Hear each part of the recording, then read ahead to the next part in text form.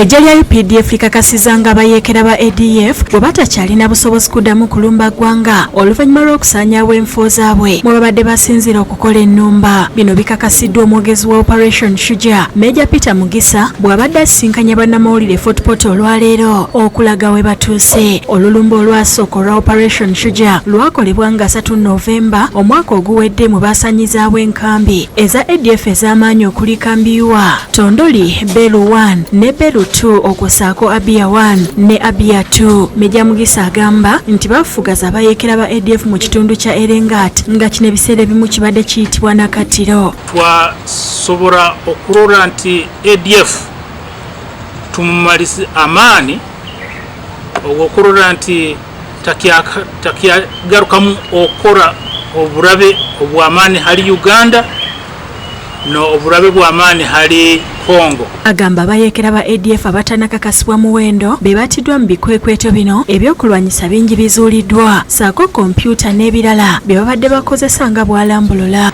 Bakafuwa bwengi kurugira hanyonyi zaitu na atilare obuza bombingire ebikare ebyo ebyenkumanyisa nibyo kampu ya Yuwa,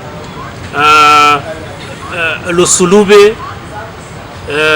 na camps zindi Belu 1, Belu 2, Tondoli na camps zindi twabakendeeza. Major Mugisa agamba nti mu nnwanda ze bakoze basobodde okununula abantu abaali bawambibwa abayeekera bano nga muno mulimu n'abaana abato okwosaako abayeekera be bakwata nga balamu ekiyambye abantu okutandika okukkalira mu maka gaabwe.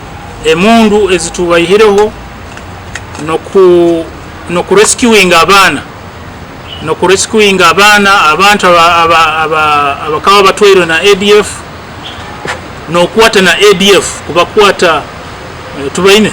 Agamba ekikwekweto kino kireeseewo emirembe mu ggwanga lya Congo nga kati kisobozesezza n'okukola enguudo okugenda mu maaso. Abantu abakaba abayirukire bagenzere mu camps nibalindwa MONUSCO bagarukire ate omaka gaabo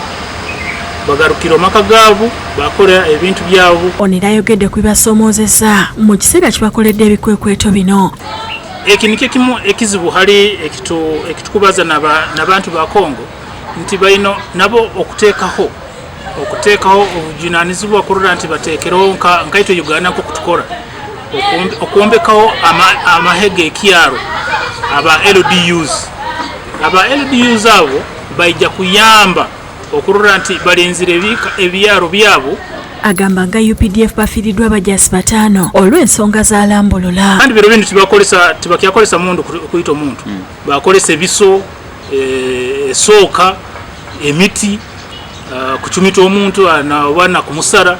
President Museveni mwezi ogw'omukaaga omwaka guno yasiima emirimu egikoleddwa eggye lya UPDF mu kulwanyisa abayeekera ba ADF abaali basimba amakanda mu bibira by'e Congo. Jonan Tusingwire yakusakidde eggulire lino.